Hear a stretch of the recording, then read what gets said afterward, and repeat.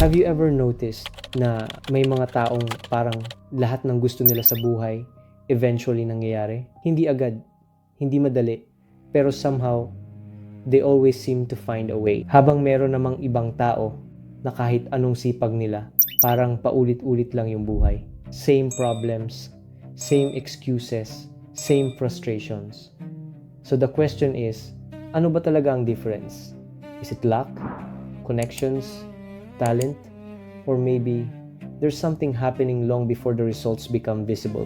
One of the most misunderstood words today is manifestation. For some people, it's almost like magic. Just think positively and the universe will give you everything you want. For others, manifestation is complete nonsense. Walang mangyayari kung iisipin mo lang. Honestly, I think both sides are missing the point.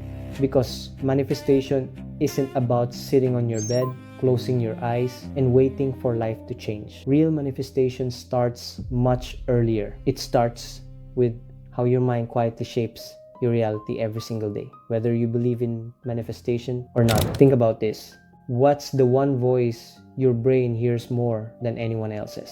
It's not your parents, not your boss, not your friends. It's yours every single day. You keep telling yourself stories. I'm not good enough. Business isn't for me. Hindi ako leader. Successful people are just lucky. At first, they're just thoughts.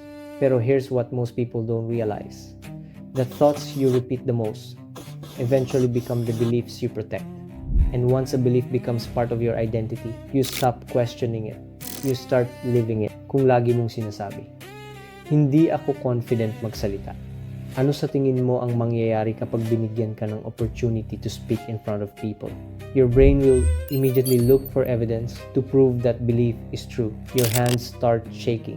Your heart beats faster. You overthink every word. Then, after everything is over, you tell yourself, see, sabi ko naman sa'yo, hindi ako magaling. But here's the scary part. It wasn't reality that convinced you. It was your own belief looking for evidence. Now imagine the opposite.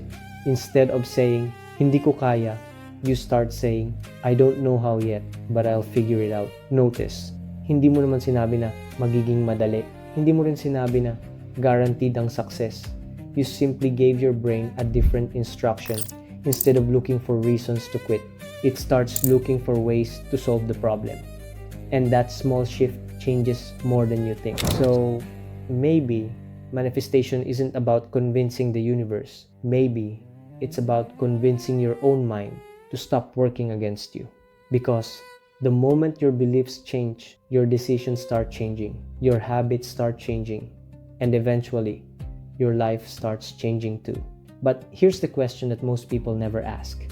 If that's true, then why do so many people still fail to manifest the life they want? Why do people with big dreams still end up giving up? Is it because they never believe enough? Or is there something else that almost everyone misunderstands about manifestation? Because the biggest obstacle isn't your circumstances. It's what you do the moment life doesn't go according to plan. And that's exactly what we're going to uncover next. So, if manifestation isn't magic, and if your beliefs really influence your actions, then bakit maraming tao na sobrang naniniwala sa pangarap nila, pero hindi pa rin nila naabot? Here's what I think most people misunderstand. People think manifestation means believing you'll never fail. But that's impossible. Every successful person has experienced doubt. Every entrepreneur, every athlete, every inventor, every leader. The difference isn't that they never doubted themselves. The difference is they never allowed doubt to decide for them. Imagine this. You're about to drive to a place you've never been before. You already know your destination. Pero hindi mo alam kung may traffic, kung may road construction, kung may aksidente sa daan, or kung magre-reroute ang GPS. Does that stop you from leaving the house? Of course not, because you understand something. Not knowing the entire journey doesn't mean you won't reach the destination. Life works exactly the same way. The problem is, most people want the entire map before taking the first step. They want guarantees. They want certainty. They want proof that everything will work out. But that's not how growth works. You discover the next step only after taking the current one. Maybe that's why so many dreams die. Not because people lack talent, not because they lack opportunities, but because they confuse uncertainty with impossibility. And those two things are completely different. Because the people who eventually achieve extraordinary things aren't the ones who can already see the finish line, the ones who keep moving even when they can't in the next chapter. I'll show you why the most successful people don't see obstacles as signs to stop. They see them as part of the journey itself. So maybe the biggest misconception about manifestation is that people think it's about attracting something outside of themselves. A better job, more money, a successful business, the right relationship. Pero what if manifestation isn't about attracting a different life? What if it's about becoming a different person? Think about it. If I gave you the business you've always wanted today, would you actually know how to run it? If I handed you 10 million pesos right now, would you know how to multiply it, or would you slowly lose it? If I gave someone the body they dream of without changing their habits, how long do you think that body would last? Probably not very long, because success isn't something you keep. It's something you become capable of sustaining.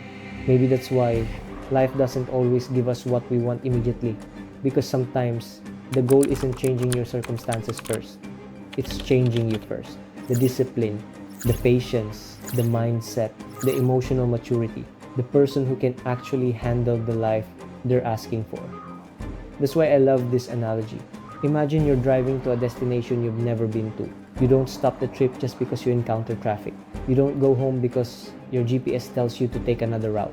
You don't abandon the destination because one road is closed. You adjust, you solve the problem, and then you keep driving. Life works the same way. Every setback is simply asking you one question. How badly do you really want to get there?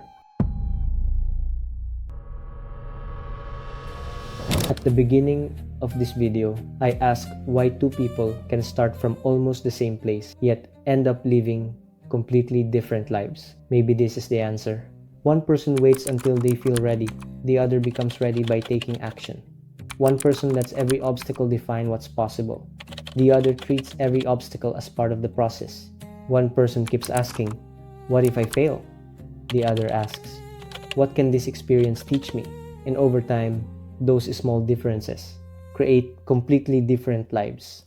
So maybe the real secret behind manifestation was never the universe. It was never luck. It was never waiting for the perfect moment. Maybe the real question isn't, can I manifest the life that I want? The better question is, am I becoming the kind of person who can actually sustain the life I'm asking for? Because at the end of the day, your future isn't determined by what you wish for. It's shaped by the person you choose to become every single day. If this video changed the way you think, follow AI-Richie on our social media for daily insights on psychology, mindset, history, and the hidden patterns that shape our lives. I'll see you in the next episode.